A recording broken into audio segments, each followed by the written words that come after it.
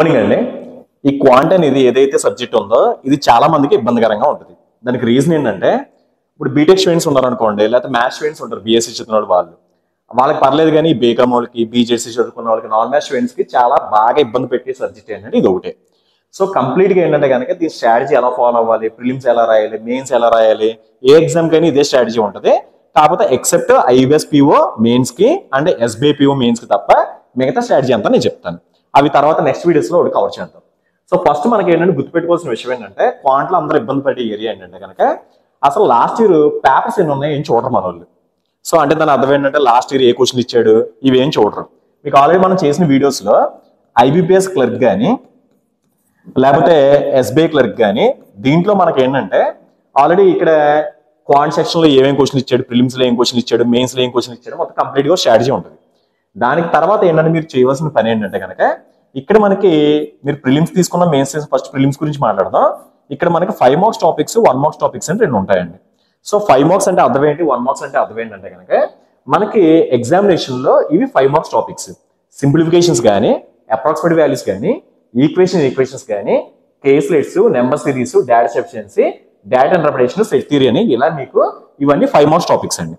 So దీంట్లో మీకు ఏంటంటే కనుక ఈ సింప్లిఫికేషన్, అప్రాక్సిమేట్ వాల్యూస్ ఏవైతే ఉన్నాయో మనం ఆల్రెడీ కొన్ని స్పీడ్ మ్యాథ్స్ అనే కొన్ని టెక్నిక్స్ నేర్చుకుంటున్నాం కదా, ఆ టెక్నిక్స్ నేర్చుకుంటే కనుక ఈ సమస్యను చాలా ఈజీగా చేసేయచ్చండి.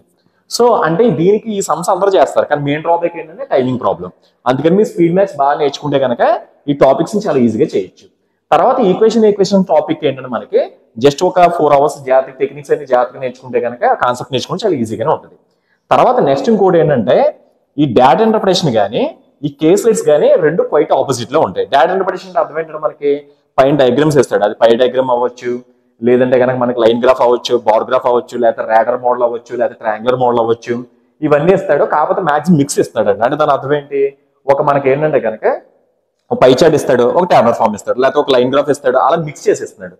సో ఈ డేటా ఇంటర్ప్రిటేషన్ జాగ్రత్తగా నేర్చుకుంటే దానికి క్వైట్ ఆపోజిట్ లో ఏంటంటే కేస్లెట్ ఉంటుంది. అంటే దాని అర్థం ఏంటంటే డేటా ఇంటర్ప్రిటేషన్ మీకు బొమ్మలు ఇచ్చేసి కింద క్వశ్చన్ ఇస్తాడు కదండి, ఇక్కడ మన కేస్లెట్స్ ఏంటంటే మొత్తం రైటింగ్ లో ఇచ్చేస్తాడు.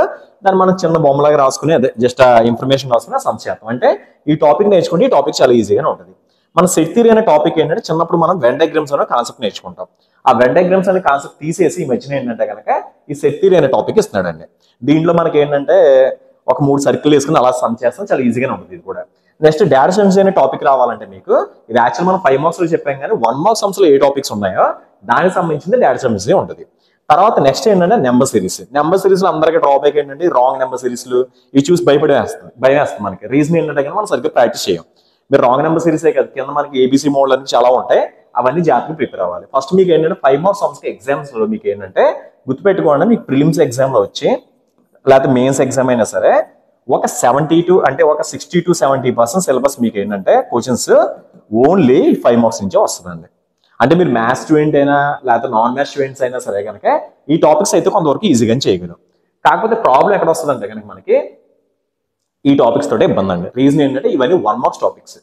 ఇక్కడ మనకి పర్సంటేజ్ అంటే లేదా profit and loss, simple interest, compound, partnership, time and work, time and distance, average, ages, రేషన్, ప్రపోర్షన్, పైప్స్, తర్వాత బోర్డ్స్, మిక్సర్స్, మెన్సరేషన్, ప్రాబిలిటీ, ఈ పర్మిటేషన్, కాంబినేషన్స్, అంటే ఇంకా చిన్న చిన్న ముక్కల కింద పెట్టుకుంటే ఇంకా చాలా చాప్టర్స్ వస్తాయి, కానీ ఇవి మేజర్ చాప్టర్స్. కాబట్టి గుర్తుపెట్టుకోండి, ఇందాక ఆల్రెడీ చెప్పాను కదండి, అక్కడ మీకు ఒక 60 to 70% వస్తుంది కదా, ఇక్కడ మనకి ఏంటంటే కనుక ఒక 30% సిలబస్ ఈ టాపిక్స్ నుంచి వస్తుందండి. అంటే ఒకసారి 35 అవ్వచ్చు, ఒకసారి 40 అవ్వచ్చు, అండ్ మేజర్ గా 30% ఇస్తుంది. అంటే దాని అర్థం ఏంటి, మనకి 35 క్వశ్చన్స్ ఇస్తే కనుక ప్రిలిమ్స్ లో ఖచ్చితంగా మేబీ ఏంటంటే ఒక 10-12 క్వశ్చన్లు దీని నుంచి ఉండడానికి ఎక్కువ ఛాన్సెస్ ఉంటాయి. అంటే ఎగ్జాక్ట్ గా ఎలాగ పేపర్ ఉంటుందో అన్నది, కానీ మేబీ అలాగే ఉండడానికి ఎక్కువ ఛాన్స్ ఉంటాయి. నా స్ట్రాటజీ ఏంటంటే కనుక ఎప్పుడైనా 1 మార్క్స్ సమ్స్ మీరు ఏం చేస్తారంటే, మనం ఎంత బాగా చదివే వాళ్ళకైనా సరే ఎన్ని టాపిక్స్ రావండి. సో అందుకే మీరు ఏం చేస్తారంటే దీంట్లో ఒక 15 టాపిక్స్ ఉన్నాయి కదంటే, ఈ 15 టాపిక్స్ మీరు ఏం చేస్తారంటే దీని ముందర 3 ముక్కల కింద విడగొట్టాలి. అంటే దాని అర్థం ఏంటంటే మీకు దీంట్లో అసలు రాని టాపిక్స్ అన్నీ ఉంటాయి. ఎందుకంటే కొంతమందికి ఒక్కొక్క టాపిక్ అసలు రాదు. ఆ టాపిక్స్ ఏంటో ముందర ఫైండ్ అవుట్ చేసి 5 కంప్లీట్గా వదిలేండి, పర్లేదు. కాకపోతే ఏంటంటే కనుక నెక్స్ట్ ఏంటంటే కనుక మనం బాగా చేసి కొన్ని టాపిక్స్ ఉంటాయి, తర్వాత ఏంటంటే యావరేజ్ గా చేసి కొన్ని టాపిక్స్ ఉంటాయి. అప్పుడు మీరు కనీసం ఏంటంటే ఈ బాగా చేసే టాపిక్స్ ని ఇంకా స్పీడ్ గా ఎలా చేయాలో చూసుకోండి, ఈ యావరేజ్ టాపిక్స్ కొంచెం బాగా చేయడానికి ట్రై చేయండి. అంటే దీనిలో మీరు కంప్లీట్ గా ఈ టాపిక్స్ అయితే వదిలేయచ్చు. కానీ నాకున్న నాలెడ్జ్ ప్రకారం అయితే కనుక మీరు ఖచ్చితంగా కనుక పర్సంటేజ్ అనే టాపిక్ అసలు వదలకూడదు, ప్రాఫిట్ అండ్ లాస్ వదలకూడదు, సింపుల్ అండ్ కాంపిటీషన్ వదలకూడదు, time and work, time and distance మాత్రం వదలకండి. రీజన్ ఏంటంటే కనుక దీంట్లో అప్పుడప్పుడు మనకి డిఎస్ కూడా ఎక్కువ ఇస్తాడు. మీకు డౌట్ ఏంటంటే మెయిన్ టాపిక్స్ అన్ని ఇవే కదా, చాలా కష్టంగా ఉంటాయి అనుకోకండి. కాన్సెప్ట్ నేర్చుకుంటే 8 టాపిక్స్ చాలా ఈజీగానే ఉంటుందండి. అంటే మీరు చేయవలసిన ఫస్ట్ పని ఏంటంటే కనుక మీరు maths student, non maths student పక్కన పెడితే కనుక ఈ టాపిక్స్ అన్ని బాగా వచ్చి ఉండాలి. ఆ తర్వాత నెక్స్ట్ ఏంటంటే కనుక ఈ టాపిక్స్ లో మనకి ఒక 5 టాపిక్స్ వదిలేసి ఆ మిగతా 10 టాపిక్స్ మీద బాగా కాన్సన్ట్రేట్ చేయండి. అక్కడ అలా చేయకుండా మీరు ఏంటంటే మొత్తం టాపిక్స్ అన్ని ప్రిపేర్ అయితే దేనికి క్లారిటీ ఉండదు. లేకపోతే కనీసం ఏంటంటే కనుక ఫస్ట్ ఒక 5 టాపిక్స్ బాగా నేర్చుకుని ఒక 3 టాపిక్స్ యావరేజ్ గా నేర్చుకున్నా సరిపోద్ది. సో అంతేగాని మొత్తం ఎక్కువ మార్కులు వచ్చేలా అలా కాదండి, ఇలా ప్లాన్ చేసుకుంటే కొంతవరకు ఈజీగా ఉంటుంది. సో మీకు ప్రిలిమ్స్ అయినా సరే మెయిన్స్ కూడా అదే స్ట్రాటజీ ఉంటుంది. ఆ తర్వాత నెక్స్ట్ మన వాళ్ళు చేసే మిస్టేక్ ఇంకోటి ఏంటంటే కనుక మీకు ఏం చెప్పినప్పుడు వరకు 5 మార్క్స్ 1 మార్క్స్ ఉంటాయి. ఈ 1 మార్క్స్ అంశంలో ఏంటంటే 15 టాపిక్స్ ఉంటాయి కనుక 5 చొప్పున విడగొట్టండి. ఆ విడగొట్టిన తర్వాత ఈ టాపిక్స్ వదిలేమన్నా, ఇది యావరేజ్ టాపిక్స్, ఇది బాగా వచ్చిన టాపిక్స్. ఆ తర్వాత నెక్స్ట్ 5 మార్క్స్ టాపిక్స్ లో మీరు ఏంటంటే కనుక చెప్పాను కదా, స్పీడ్ మ్యాథ్స్ బాగా నేర్చుకుంటే కనుక కొన్ని టాపిక్స్ చాలా ఈజీగా చేయొచ్చండి. ఇక్కడ అందరూ చేసే మిస్టేక్ ఏంటంటే ఎగ్జామ్ పేపర్ లో 35 బిట్స్ ఇవ్వగానే ముందర మనం స్టూడెంట్స్ చేసే మిస్టేక్ ఏంటంటే కనుక ఆ 35 బిట్స్ ఏంటి చూడరండి. ఫస్ట్ ఏం చేస్తారో ఫస్ట్ క్వశ్చన్ ఏది ఉంటే చేసుకుంటే వెళ్ళిపోతున్నారు. అక్కడ ప్రాబ్లం ఏంటంటే మనకి ఈజీగా ఉన్న టాపిక్ ఒక ఇక్కడ చూడండి కొంతమంది స్టూడెంట్స్ కి 31 to 35 క్వశ్చన్స్ ఇస్తారు కదండి. అక్కడ మనకి సింప్లిఫికేషన్స్ ఉన్నాయనుకోండి, మనకి ఆ టాపిక్ ఉందని కూడా తెలియదు. రీజన్ ఏంటంటే మనం అక్కడికి వెళ్ళే లోపల టైం అయిపోతుంది. అందుకే మీరు ఎప్పుడైనా సరే ఎగ్జామ్ పేపర్ చేసినప్పుడు అది మీరు ఆన్లైన్ లో ఎగ్జామ్ రాస్తారా, లేకపోతే ఆఫ్లైన్ లో రాస్తారా, లేకపోతే మనకి ఐవీఎస్ లో రాస్తున్నారా, ఎస్బీఐ లో రాస్తున్నారా పక్కన పెడితే ఫస్ట్ మీకు ఏంటంటే ఇలా ఉంటుంది కదా, నెంబరింగ్ ఇలా ఉంటుంది కదా, అంటే మనకి ఎగ్జామ్స్ లో ఇలా ప్యాటర్న్ ఉంటుంది కదా. ఫస్ట్ మీరు ఏం చేస్తారంటే ఎలాగ 1 డిస్ప్లే అవుతుంది కాబట్టి తర్వాత వెంటనే ఏంటంటే 6 అనేది ఒకసారి ప్రెస్ చేయండి. ఆ తర్వాత నెక్స్ట్ ఏంటంటే 11 ప్రెస్ చేయండి. ఆ తర్వాత 16 ప్రెస్ చేయండి. దీనివల్ల ఉపయోగం ఏంటంటే ఏ టాపిక్స్ ఇచ్చాడో క్లారిటీ ఉంటుంది. అంటే కొంతమంది డౌట్ ఏంటంటే ప్రిలిమ్స్ లో ఉండి టైం తక్కువ కదా అని అనుకోకండి. ఎందుకంటే మనకి ఇప్పుడు ఇన్ కేసు 21 లో చాలా ఈజీ టాపిక్స్ ఉన్నాయి, ఫస్ట్ అవి చేసేసుకోవచ్చు. అంతేగాని మనకి కష్టమైన టాపిక్స్ నేర్చుకుని అవి చేస్తే చాలా కష్టంగా మనకేమో టైం అంతా వేస్ట్ అయిపోతుంది. అందుకే మీరు ఏం చేయాలి, ఫస్ట్ మొత్తం 30 టాపిక్స్ లో మీరు 1 ఎలాగ ఇస్తారు కాబట్టి 6, 11, 16, 21, 26, 31 దాకా చూసుకోండి. అంటే జస్ట్ 7 క్లిక్ చేస్తే మనకి ఏ టాపిక్స్ ఇచ్చాడో క్లారిటీ వస్తుంది.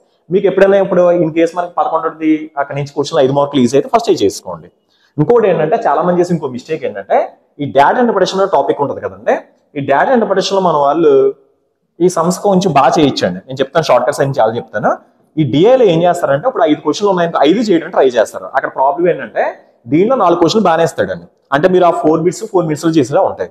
కానీ లాస్ట్ ఒక బిట్ ఏదైతే ఉందో 4 మినిట్స్ పడుతుంది. అందుకే మనకి ఏంటంటే ఏది స్కిప్ చేయాలో కూడా తెలుసుకోవాలండి. అన్ని అంతే, ఇప్పుడు మీకు సెట్ థియరీ అంతే, కేస్ రైట్స్ లో కూడా అలాగే ఉంటాయి.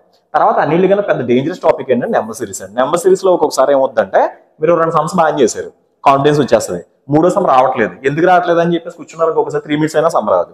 అంటే నెంబర్ సిరీస్ ఏంటంటే ప్రిలిమ్స్ లో అయితే వితిన్ 1 మినిట్ లో లోపల కనుక ఆ సమ్ రాకపోతే అక్కడ వదిలేని పర్లేదు. అంటే ఇది కూడా స్ట్రాటజీ కూడా జాగ్రత్తగా నేర్చుకోవాలి. తర్వాత ఇంకోటి ఏంటంటే ఈ టాపిక్స్ అన్ని నేర్చుకున్న తర్వాత స్టూడెంట్స్ చేసే మిస్టేక్స్ ఏంటంటే కనుక ఎగ్జామ్ రాయడం మొదలెడతారు కదండి. కొంతమంది ఏం చెప్తారంటే కనుక సెక్షన్ లో మామూలుగా ఏంటంటే టాపిక్ వైజ్ ఎగ్జామ్స్ రాసుకోమని చెప్తారు. ఓకే, మంచిదే. అంటే మీరు టాపిక్ వైజ్ ముందర ఏంటంటే కనుక కాన్సెప్ట్ బాగా నేర్చుకోండి. నేర్చుకున్న తర్వాత ఒకసారి మొత్తం అంతా నేర్చుకుని ప్లాన్ చేసుకోండి. ఆ తర్వాత మీరు మెయిన్ ఎగ్జామ్ ఒకటి రాస్తారు కదండి, ప్రిలిమ్స్ కానీ ఇవి కానీ. ఇక్కడ మీకు ఏంటంటే మీరు ఆన్లైన్ ఎగ్జామ్ రాసినా ఆఫ్లైన్ ఎగ్జామ్ రాసినా ఈ ఖచ్చితంగా ఎనాలిసిస్ అంతా ఉండాలి. తర్వాత నాకున్న ఒపీనియన్ లో ఏంటంటే మీరు ఏం చేస్తారంటే ఒక ఎనాలిసిస్ బుక్ ఒకటి మేనేజ్ చేయండి. అనాలిసిస్ బుక్ లో ఏముండాలంటే కనుక మీరు ఏ సైట్ లో ఎగ్జామ్ రాశారు, అంటే ఇప్పుడు ఇన్ కేసు మామూలుగా మనకి ఎక్స్ వై సైట్స్ ఉంటాయి కదండి. ఎక్స్ అనే సైట్ లో ఎగ్జామ్ రాశారు, ఏ డేట్ రాశారో డేట్ కూడా మెన్షన్ చేయండి. ఆ తర్వాత మీకు ఏం చేస్తారంటే ఇప్పుడు దాంట్లో మనకి అథమెటిక్ రాశారనుకోండి, అక్కడ ఎన్ని అటెంప్ట్ చేశారు, ఫర్ సపోజ్ వాడు 20 అటెంప్ట్ చేశాడు, ఎన్ని కరెక్ట్ అయినాయి, 18 కరెక్ట్ అయినాయి, ఎన్ని రాంగ్ అయినాయి, 2 రాంగ్ అయినాయి, మనకు మార్క్స్ ఎన్ని వచ్చినాయి. ఇలా మీకు ఏంటంటే ప్రతి టాపిక్ కూడా, అంటే ఓన్లీ అథమెటిక్ గురించి క్వాంటిటీ గురించి చెప్తున్నాను కాబట్టి మీరు ఏం చేస్తారంటే కనుక ఇలా రాసుకోండి. తర్వాత ఇంకొక చేయవలసింది ఏంటంటే కనుక ఈ 2 ఎందుకు మిస్టేక్స్ అనేవి కూడా చూసుకోండి ఒకసారి. సో అది మన ఓవర్లుక్ లో పోయిందా, లేకపోతే ఏంటంటే కనుక మనం ఆప్షన్ కంగారులో పెట్టేసామో ఏదో ఉంటుంది కదండి, అవి కూడా చూసుకోండి ఒకసారి.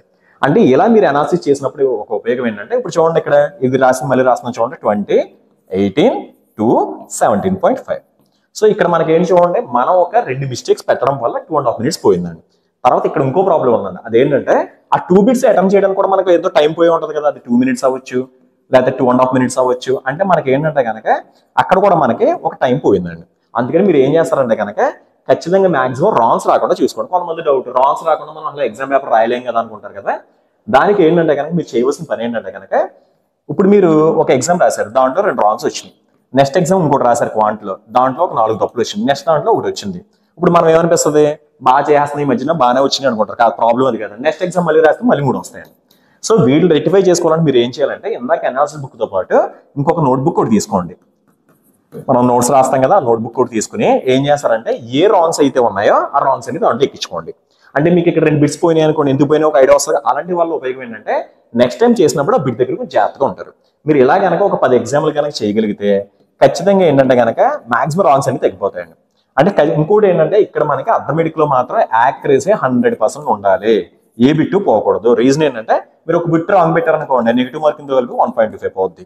1.25 లో జాబ్ పోవడం అనేది చాలా చిన్న విషయం. అందుకే మీరు ఏంటంటే each and every bit important కాబట్టి రాంగ్స్ మాత్రం మీరు ఏం చేస్తారు, ఒక నోట్బుక్ మెయింటైన్ చేయండి. ప్రతి ఎగ్జామ్ అయిపోయిన తర్వాత అది ప్రిలిమ్స్ అవ్వనండి, మెయిన్స్ అవ్వండి. ఎందుకంటే మీరు ఖచ్చితంగా అది కరెక్ట్ అవుతుందని పెట్టాం కదా. అందుకని మీరు ఏంటంటే ఆ ఎగ్జామ్ నోట్బుక్ లో రాసుకుంటే కనుక మాక్సిమం కొన్ని ఎగ్జామ్స్ అయ్యేటప్పటికి మాక్సిమం యాక్యురసీ అనేది బాగా మెయింటైన్ చేయొచ్చు. అథమెటిక్ రీజనింగ్ లో గుర్తుపెట్టుకుంటే 100% యాక్యురసీ ఉండాలి. మీకు జనరల్ అవేర్నెస్ లో మినిమం ఏంటంటే కనుక మెయిన్స్ రాసినప్పుడు 80% యాక్యురసీ ఉండాలి. అది ఉన్నప్పుడు మాత్రమే మనకి జాబ్ రావడానికి ఎక్కువ ఛాన్సెస్ అయితే ఉంటాయి. నెక్స్ట్ ఇంకోటి ఏంటంటే చాలా మంది అసలు ఈ కాన్సెప్ట్ నేర్చుకోరు. అదేంటంటే యావరేజ్ టైం. యావరేజ్ టైం అంటే అర్థం ఏంటంటే ఇప్పుడు మనం ఒక బిట్ అటెంప్ట్ చేసాం అనుకోండి, కొన్ని సైట్స్ లో ఇస్తారండి. అది ఎలా ఇస్తారంటే ఇప్పుడు ఒక స్టూడెంట్ ఉన్నాడు, వాడు ఎంత టైంలో చేసాడంటే ఆ బిట్ ని ఒక 80 seconds లో చేసాడు, లేకపోతే 1.2 ఇలా ఇస్తాడు కదా మనకి, మినిట్స్ లో చేసాడే ఇస్తాడు. అక్కడ యావరేజ్ టైం అనే కాన్సెప్ట్ ఉంటుందండి. ఆ యావరేజ్ టైం అంటే అర్థం ఏంటంటే కనుక ఆ బిట్ మనకి 50 సెకండ్లో ఇచ్చాడండి. యావరేజ్ టైం అంటే అర్థం ఏంటి, ఆ ఎగ్జామ్ కొన్ని వేల మంది రాస్తారు. ఆ వేల మంది రాసినప్పుడు ఆ కరెక్ట్ అయిన వాళ్ళు ముందర ప్లాన్ చేసుకుని వాడు అంతా టైం అంతా యాడ్ చేసి వాళ్ళు భయపెట్టి కొడితే కనుక ఇది వస్తుందండి. అంటే మనం ఇక్కడ ఏంటంటే మనకేమో 80 seconds పెట్టింది, యావరేజ్ టైం 50 seconds పెట్టిందంటే ఇది మనం సరిగ్గా చేయలేనట్టే. అందుకే మీరు ఏం చేస్తారు, ఇక్కడ ఒకసారి ఎగ్జామ్ పేపర్ అంతా అయిపోయిన తర్వాత యావరేజ్ టైం కన్నా ఎక్కువ చేసిన బిట్స్ అన్ని ఒకసారి అనాలిసిస్ చేసుకోండి. దానికి మిస్టేక్ ఏంటి నాకు తెలిసినంత వరకు ఏంటంటే మన టెక్నిక్స్ ని ఫాలో అవ్వకపోవడం వల్ల వచ్చే ప్రాబ్లం అది. మీరు నేను చెప్పి మామూలుగా ఏంటంటే ఇప్పుడు కొన్ని ఆల్రెడీ స్పీడ్ మ్యాథ్స్ పెట్టాం, ఆ తర్వాత ఏంటంటే మొత్తం అన్ని టెక్నిక్స్ నేర్చుకుంటే కనుక చాలా స్పీడ్గా చేసేయచ్చండి. అందరికీ సమ్స్ వస్తాయి, కానీ మెయిన్ ఏంటంటే కనుక మనకి టెక్నిక్స్ వస్తే స్పీడ్ అవుతుందండి. అంటే యావరేజ్ టైం కన్నా ఎక్కువ ఏదైతే ఉన్నాయో అవన్నీ తగ్గిస్తే కనుక మీకు అప్పుడు వచ్చిన టాపిక్ ఈజీగా చేసుకోవడానికి ఛాన్సెస్ అయితే ఉంటాయి. ఆ తర్వాత నెక్స్ట్ ఇంకోటి ఏంటంటే కనుక ఈ పర్సంటేజ్ అండి. అసలు చాలా మందికి ఈ పర్సంటేజ్ గురించి తెలియదు. మీరు ఇప్పుడు అథమెటిక్ తీసుకున్నారు అనుకోండి, ఇన్ కేసు మనకి ఒక 91% వచ్చింది అంటే దాని అర్థం ఏంటి, మనకి ఇక్కడ మనకి 100 మంది ఎగ్జామ్ రాస్తే మనకి 9th ర్యాంక్ వచ్చినట్టు దాని అర్థం. అంటే కరెక్ట్గా బండగా చెప్పాలంటే. సో నెక్స్ట్ ఇప్పుడు మనకి 70% వచ్చింది అంటే మనకి ఏంటంటే ప్రతి ఎగ్జామ్ లో మీకు ఈ పర్సంటేజ్ చూసుకుంటే కనుక నెక్స్ట్ ఎగ్జామ్ ఎలా ప్రిపేర్ అవ్వాలో తెలుస్తుందండి. అంటే ఈ కాన్సెప్ట్ లో ముందర ఏంటంటే మీరు కాన్సన్ట్రేట్ చేయవలసింది దేని మీద అంటే రాంగ్స్ మీద కాన్సన్ట్రేట్ చేయాలి, పర్సంటేజ్ ఎంత వచ్చిందో చూసుకోవాలి, యావరేజ్ టైం కన్నా ఎక్కువ పట్టింది ఎంత చూసుకోండి. ఆ తర్వాత నెక్స్ట్ ఇంకోటి ఏం చేస్తారంటే ఇక్కడ మీకు ఎప్పుడైతే మీకు టెక్నిక్స్ వచ్చినాయో, అంటే మనకి అర్థమైన స్పీడ్ మ్యాథ్స్ లో టెక్నిక్స్ నేర్చుకుంటాం కదా, ఆ టెక్నిక్స్ వచ్చినాయో అప్పుడు ఈ టాపిక్స్ అన్ని చేస్తే చాలా ఈజీగా ఉంటుందండి. సో నెక్స్ట్ ఇంకోటి ఏంటంటే మనకి చాలా మంది అర్థమెటిక్ రాదు అది ఇది అనుకుంటారు. తర్వాత మెయిన్స్ క్వశ్చన్ కొంతమంది ఇబ్బంది పడిపోతూ ఉంటారు. మెయిన్స్ క్వశ్చన్ అంటే అర్థం ఏంటి, 2 ప్రిలిమ్స్ క్వశ్చన్ కంబైన్ చేస్తే అదే మెయిన్స్ క్వశ్చన్ ఎత్తాడండి కదా, లెంత్ చూసి అవి చూసి ఇబ్బంది పడతాం. సో మనకి ఇక్కడ ఏంటంటే కనుక ఫస్ట్ గుర్తుపెట్టుకోవాల్సిన విషయం ఏంటంటే యాక్యురసీ 100% మెయింటైన్ చేయాలి. ఆ తర్వాత నెక్స్ట్ ఏంటంటే కనుక ఆ క్వశ్చన్ స్పీడ్గా కూడా చేయాలండి. సో ఇప్పుడు మనకి అప్కమింగ్ వీడియోస్ లో మీకు ఏంటంటే ఈ స్పీడ్ మ్యాథ్స్ తో పాటు already profit and loss, percentage, mensurations topics అన్ని పెడతాం, అవి కూడా చూడండి. దాంతోపాటు మీకు ఏంటంటే కనుక ఇంకా దేంట్లో కంటెంట్ కావాలి, ఇంకా ఏ బుక్స్ మామూలుగా చాలా మంది ఏం చేస్తారంటే కనుక ఓల్డ్ బుక్స్ అయ్యే ఉంటాయి, అవి ఇంచుమించుగా 2010లోను 2005లోను బుక్స్ ఫాలో అవుతూ ఉంటారు. చాలా మంది ఏ బుక్స్ ఫాలో అవ్వమని చెప్తారు, అవి ఏం చేయకండి. లేటెస్ట్ అండ్ ఎలా ఉందో ఐఐటీ మాత్రమే ప్రిపేర్ అవ్వండి. దీని ముందు ప్రీవియస్ పేపర్లు చూసుకుంటే ఇక్కడ క్లారిటీ వస్తుంది మీకు. తర్వాత మీకు ఏంటంటే కనుక దీంట్లో మనకి ఈ టెలిగ్రామ్ ఛానల్లో ఇక్కడ మనకి ప్రీవియస్ పేపర్లు కూడా ఉంటాయి, ఒకసారి చెక్ చేసుకోండి. ఆ తర్వాత నెక్స్ట్ ఏంటంటే కనుక ఇక్కడ మాక్సిమం మనకి ఈ టెక్నిక్స్ కానీ నెక్స్ట్ మీకు ఇంకా ఏమైనా వీడియోస్ కావాలనుకోండి, అంటే ఈ పర్టికులర్గా ఈ టాపిక్ మీద బాగా ఇబ్బంది పడుతున్నాం నేను చెప్తాను, డేటా ఇన్ఫర్మేషన్ అవన్నీ కూడా షార్ట్ కట్లో ఎలా చేయాలో నేను చెప్తాను. తర్వాత ఏంటంటే ఏ టాపిక్స్ గురించి వీడియోస్ కావాలో ఒకసారి కింద కామెంట్స్ పెడితే కనుక ఆ టాపిక్స్ గురించి కూడా డిస్కస్ చేద్దాం. ఆ తర్వాత ఇంకోటి ఏంటంటే కనుక అందరూ చేసే మిస్టేక్ ఏంటంటే ఇక్కడ ఎన్ని అవర్స్ ప్రిపేర్ అవ్వదో డౌట్ ఉందండి. అది 8 hours ప్రిపేర్ అవ్వాలా, 10 hours అని అడుగుతూ ఉంటారు, 12 hours లేకపోతే 6 hours అని. మీరు కన్సిస్టెంట్ గా ఫస్ట్ ఏంటంటే 6 hours ప్లాన్ చేసుకోండి. ఆ తర్వాత అక్కడి నుంచి మీరు ఏం చేస్తారంటే కనుక టైం కొద్దిగా గ్రాడ్యువల్గా ఇంక్రీజ్ చేయండి. మీరు ఇవాళ ఒక 1 hour, ఇప్పుడు మనకి టైం అండ్ వర్క్ లో సమ్ ఉంటుంది కదండి, ఎలాగంటే ఒక 10 hours చెప్పున ఒక 10 days కడితే కనుక ఒక వాల్ అనేది చేయొచ్చు అన్నాడు అనుకోండి, అంటే మనకి ఎంత 100 hours ఇక్కడ. ఇది మామూలుగా ఏంటంటే అంటే 10 hours చెప్పుని చేస్తే ఒక కూలీ ఇక్కడ 10 days పడుతుందని చెప్పాడు అనుకోండి. ఇక్కడ ఆల్రెడీ మనకు క్లారిటీ ఉంది కదండి, 5 hours చెప్పుని చేస్తే కనుక 20 days పడుతుందని చెప్పిచ్చండి. ఇది టైం అండ్ వర్క్ సమ్. కానీ ప్రాబ్లం ఏంటంటే ఇక్కడ మీరు 10 hours ప్రిపేర్ అయితే ఒక 1 year లో జాబ్ వస్తుందని అనుకుందాం కొంతసేపు ఎగ్జాంపుల్. ఇప్పుడు మీకు ఏమనిపిస్తుంది అంటే కనుక అంటే 5 అవర్స్ ప్రిపేర్ అయినప్పుడు మీకు ఈ లెక్క ప్రకారం అయితే 2 years జాబ్ రావాలి, కానీ 100% రాదండి. రీజన్ ఏంటంటే ప్రతి సంవత్సరం ఏంటంటే కాంపిటీషన్ పెరిగిపోద్ది, తర్వాత మీ కాన్ఫిడెన్స్ లెవెల్స్ కూడా తగ్గిపోతాయండి. ఇప్పుడు 1 year జాబ్ రాలేదనుకోండి, ఇంట్లో ప్రెషర్ ఉండొచ్చు, లేకపోతే బయట ఏంటంటే కనుక ఇంకా జాబ్ రాలేదా అంటే మనకి టఫ్నెస్ ఎంత ఉందో బయట వాళ్ళకి తెలియదు కదా. సో ఆ దాని వల్ల ఏమవుతుందంటే కనుక 1 year అయ్యేటప్పటికి మీరు ఆటోమేటిక్గా ఏంటంటే కనుక డిప్రెస్ అయిపోతారు. అప్పుడు నెక్స్ట్ ఇయర్ ప్రిపేర్ అవ్వాలనుకుంటారు, సరిగ్గా ప్రిపేర్ అవ్వరు. అంటే మీరు ఏంటంటే ఒక టైం కన్సిస్టెంట్ గా పెట్టుకుంటే మీరు ఇంకొన్ని ప్లాన్ చేసుకోకూడదు. ఫెస్టివల్స్ ఉన్నాయి, తర్వాత హాలిడేస్ తీసుకుందాం, తర్వాత హెల్త్ బాగోలేదు, ఈ రీజన్స్ అన్ని చెప్పకూడదు. రీజన్స్ చెప్పే వాళ్ళు ఎవరో కూడా దీనిలో సక్సెస్ అవ్వడానికి ఛాన్సెస్ చాలా తక్కువ ఉంటాయండి. సో ఓకేనా. సో ఇక్కడ మీకు ఏంటంటే ఏ వీడియోస్ కావాలో దీని కింద కామెంట్స్ పెట్టండి. ఆ పెడితే కనుక మీకు ఏంటంటే కనుక ఆ రిప్లై వస్తుంది, దానికి సంబంధించిన ఏంటంటే మీకు యూట్యూబ్లో వీడియోస్ చేస్తాం. Okay, thank you.